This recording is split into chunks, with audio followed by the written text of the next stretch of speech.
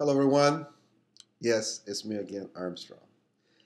Good morning. It's actually about 6:30 a.m. in the morning. I've already gone to the gym at 4:30.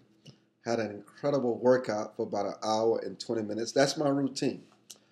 Early to bed, early to rise. I got about 8 hours of sleep last night. I'm refreshed. I'm feeling good, and I want to share that feeling with you. It's a wonderful thing to have that good old feeling. And I've got that good old feeling this morning, and I want to sort of keep that feeling. Yes, uh, healthcare passed through the committee on yesterday, and Senator Olympia Snowe was the lone Republican voting for it. The vote was 14-9. You know, sometimes people with the best of intentions can result into some of the most horrendous things for a community, for a state, for a country. No, I actually believe that people who are trying to push health care, especially our president, are well intended. They really believe in an ideological way that this is what is best for the American people. I just asked you before you get overexcited and become overwhelmed about this passage through the committee yesterday to really think about what is it that the government has administered, has taken over, and you have been more than satisfied with the results. You can start with Medicare, you can start with Medicaid, welfare, affirmative action. The list goes on and on and on and on. There's just not many things that a bureaucracy does well.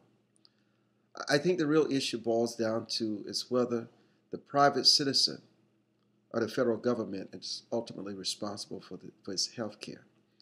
And I will tell you, if you believe that this is not going to soar the deficit, increase the deficit, if you don't think that the premiums for those who are already insured is not going to rise, you have another thought coming. What the government is telling you and what the reality is, it's just not reality. I'm sorry. There is no free ride in this country. As well-meaning as this legislation may be, I want to tell you, it had severe consequences, as you will see. I don't trust the government, nor should you. I hope the president is right.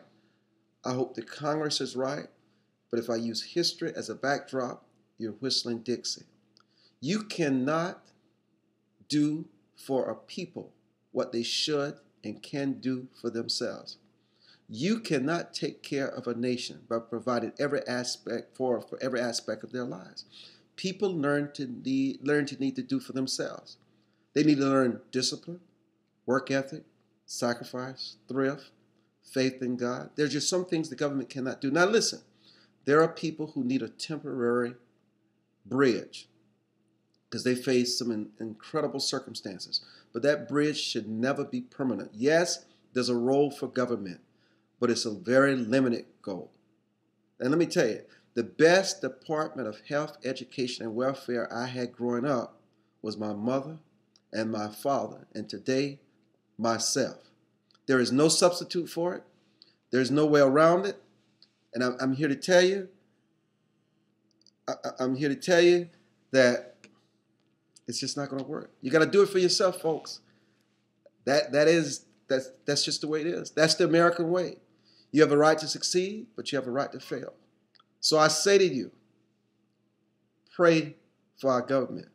Pray for its citizens. Because if you actually think that health care is going to make the quality of your care better, you're in la-la dreamland. I'm Armstrong Williams.